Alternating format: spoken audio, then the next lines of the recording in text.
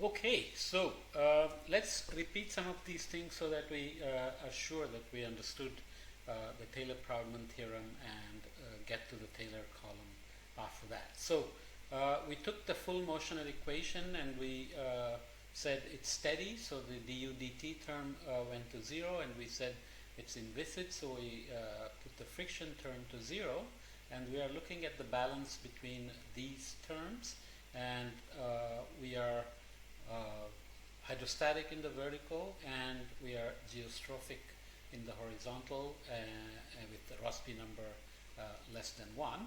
By taking the curl of this equation with those assumptions of rho equals rho p, so a barotropic fluid, we came up with the simple equation that omega dot u, so this equation was gave us omega dot grad of u equals 0. Since omega is in the z direction, we are not on the sphere here, we are still in the two-dimension where omega is in the direction of z hat, or in the z direction.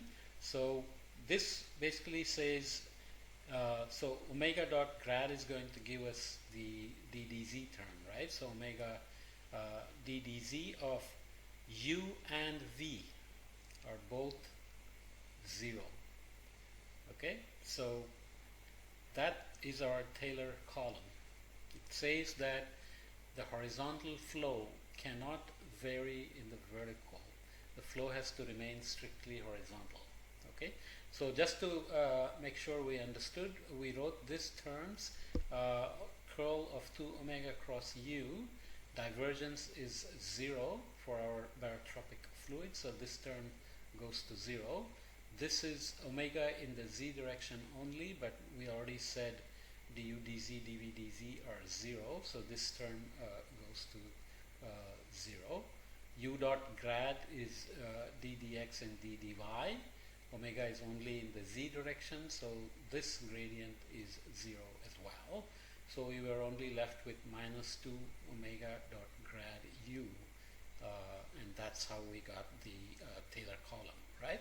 So taking the curl of this equation and remembering that rho is rho p, we had derived our Barclinic vector. So curl of 1 over rho grad p was minus 1 over rho squared grad rho cross grad p, and we switched these with the vector identity and took out the negative sign and wrote it as 1 over rho squared grad p cross grad rho instead of grad rho cross grad p with the negative sign. So we ended up with 2 omega dot grad u equals 1 over rho grad p cross 1 over rho grad rho. What are we doing?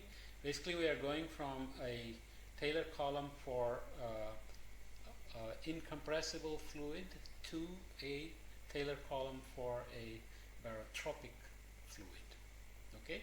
Of course, we can get the same result out of this as well.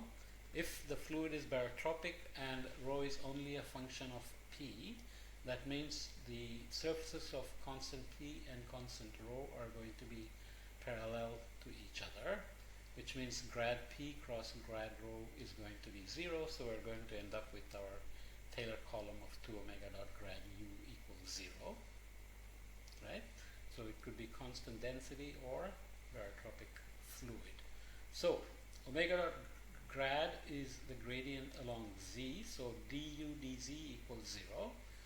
That's just simplifying the equation and writing, so we are just writing this equation now in terms of du dz equals 0 when grad p and grad p cross grad rho is 0 because it's a barotropic fluid. This is our Taylor-Proudman theorem. It says slow, steady, frictionless flow of a barotropic fluid. The velocity u, both horizontal and vertical components, cannot vary in the direction of rotation of vector omega. So when the rotation vector is pointing in z, du dz is 0, so none of the velocity components can vary in the direction of rotation of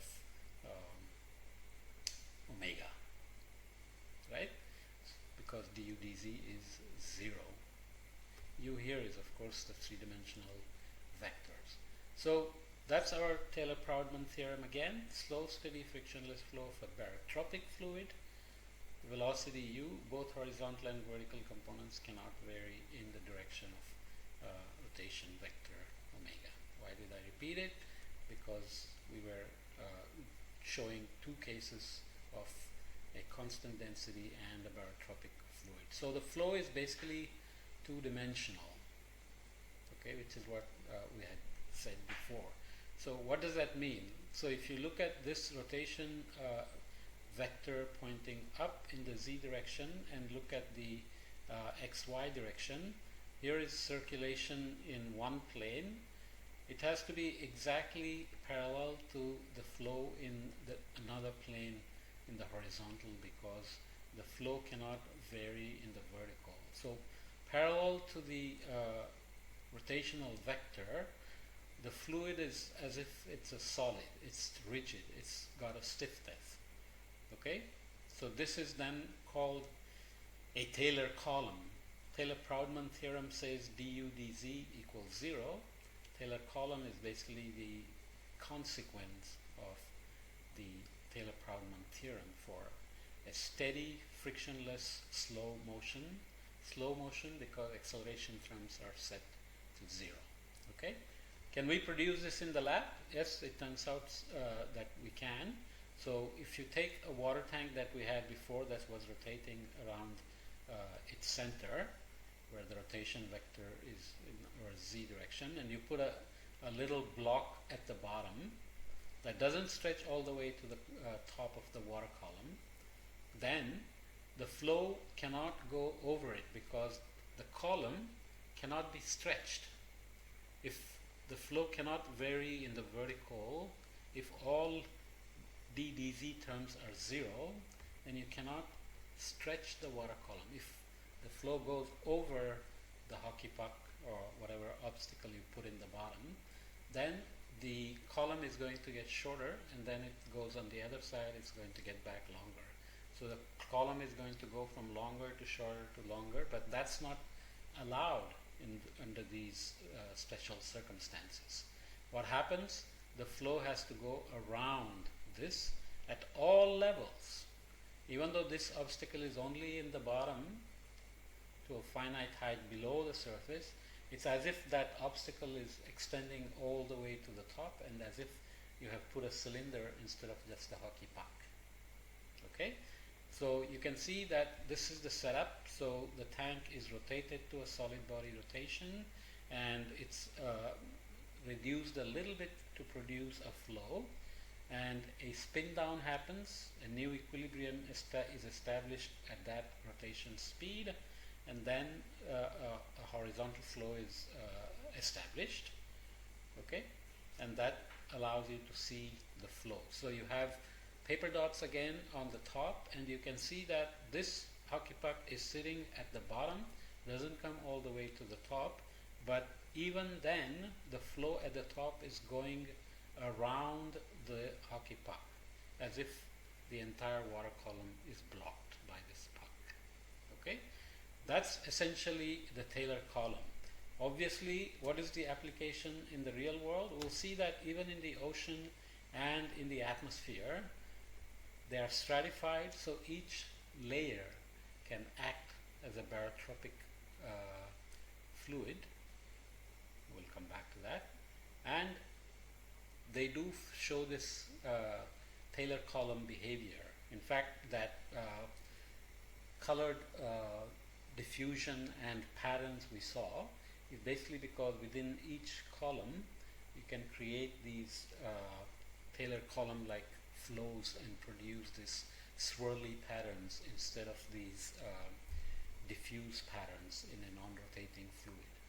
So steady, slow, frictionless fluid of a barotropic density distribution or constant density, the water column becomes rigid parallel to the axis of rotation. There is a stiffness rendered by the circulation. That's our Taylor-Proudman theorem. That's the Taylor column.